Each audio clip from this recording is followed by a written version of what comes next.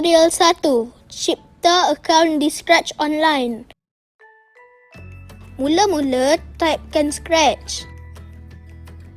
Pilih scratch.mit.edu.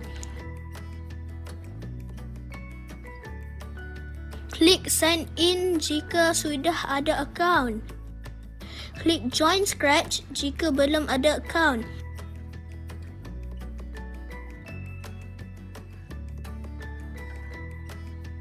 Isikan username dan password.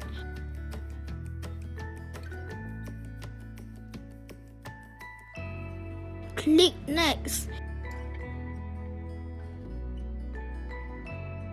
Isikan kesemua maklumat yang dikehendaki. Klik next. Isikan email guna email Google Classroom lebih mudah.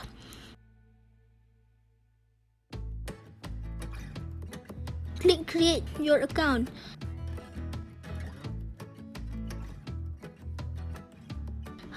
Akaun telah dicipta.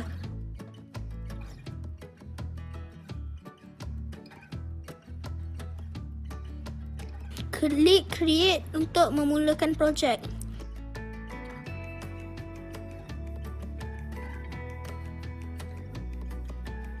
Klik sign out untuk keluar.